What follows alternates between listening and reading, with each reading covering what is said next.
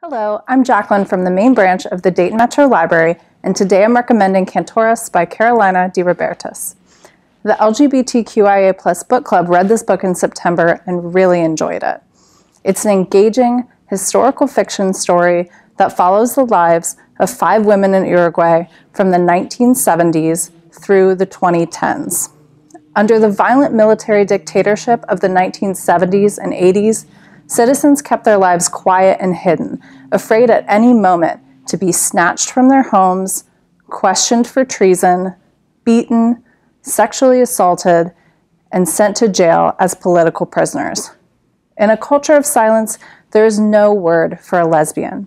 Paz, Flaca, Romina, Malena, and Anita simply call themselves Cantoras, women who sing. They scrape together enough funds to buy a broken-down shack on a remote beach where they can get away from the oppressive atmosphere of the city and be themselves. As the years go by, the women are tested by their families, their lovers, the regime, and each other. They return to the shack, sometimes in pairs, sometimes alone, as they seek a secret sanctuary in the fight to be their authentic selves. Here's an excerpt. When she reached Polonio, before doing what she'd come to do, Paz went to their hut alone for the first time. The painted sign still hung over the door, reading "The Prow," with all those other names buried in swirls of paint. She opened the door and was relieved to see that the inside still looked the same, almost as if the soldiers had never come, but they had come. She sat down at the center of the floor, took a breath. The scent of mold, a comfort. Anything can be a comfort if it smells like home. It was her 18th birthday, and all she wanted was to be here. The air was thick with afternoon light. Sweat clung to her from the long hike over the sand dunes, on which every step had been an incantation. I will. I will. She would what? Live, survive, do what she had to do, belong. What did that mean? How to belong? How can you be of a place and also unsafe there? How can you be of a place when soldiers could pull you from it at any time? Stupid thoughts. She should know better. There was no other kind of place, not in this damn country. No inch of it was beyond the reach of soldiers. And so, she tried to think, and so she had 2 choices.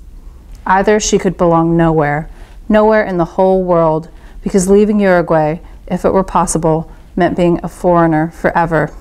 Or she could claim a space and demand it be her home, the way one demands water from the desert, juice from a stone.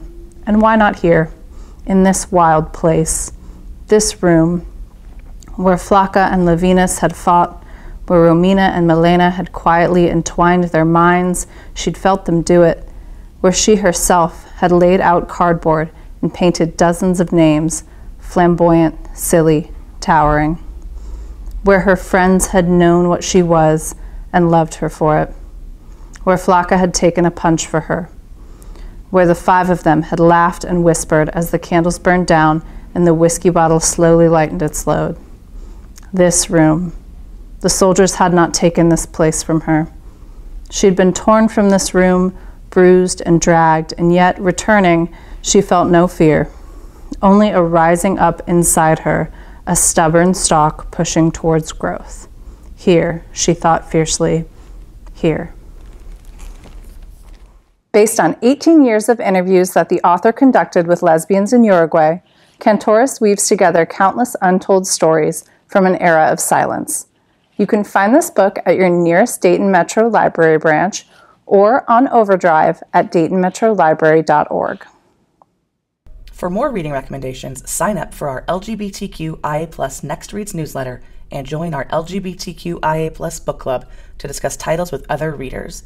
Read with pride year-round with Dayton Metro Library.